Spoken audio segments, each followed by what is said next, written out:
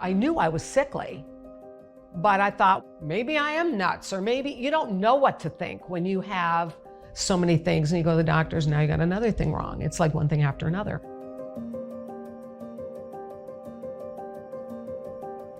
Well, actually, I had a pretty rough childhood with my health. And so as a child, I'd be in and out of the hospital a lot. And I had no enamel on my teeth, or very low enamel. It was hardly nothing. So my teeth would stain. My mother would be like, well, you gotta brush your teeth better. Well, I did brush my teeth well. I ended up having to get teeth pulled. Then I had to have a partial. And of course, my mother was not happy with me at all. In elementary school, I definitely would get some brain fog. I did not know what that was. I would be, the teacher's droning on, blah, blah, blah, blah, blah, and I'm kind of like, out there all of a sudden. And I didn't know actually why. It was a very hard thing for me to have to go through. So these are the other things that I'd always, I realized I didn't know why. I just assumed it's just me. As an adult, I become a lab tech. That was what I chose to do, and I really liked it. I always had a low alkaline phosphatase. I never saw a single person have an alkaline phosphatase level that was low, but me. And I questioned doctors over and over and over, and they're like, as long as it's not high, we don't worry about it. Years later, my husband said, you need to retire. You're going through a lot. I was 65 and a half, but I said, let's just do it. I'm gonna do it. So I retired, and we had planned this vacation to go for 3 months to Florida. And all of a sudden I can't walk on my left leg, my ankle.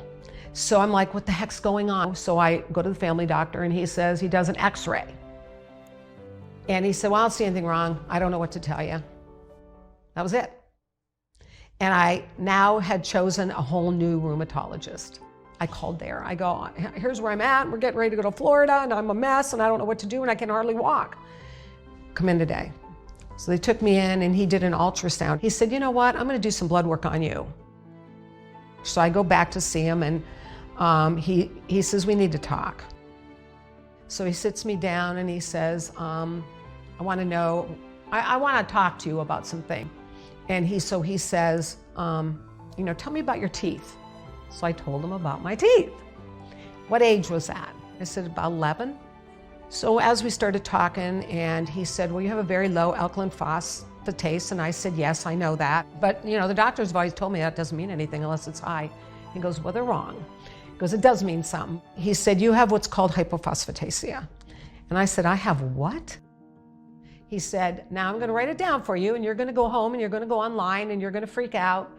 But there's very little about it online. It's a very rare disease. It's genetic. I felt relieved to have answers as to what was going on.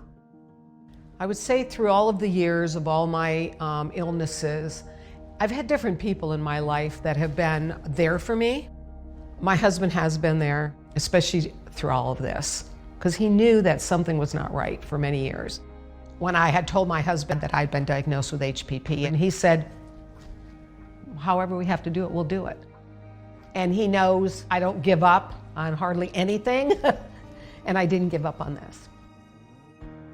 I would say if you are looking for answers and you're constantly sick, don't give up. Find out what is the root cause, because there is a root cause, normally, and there was for me.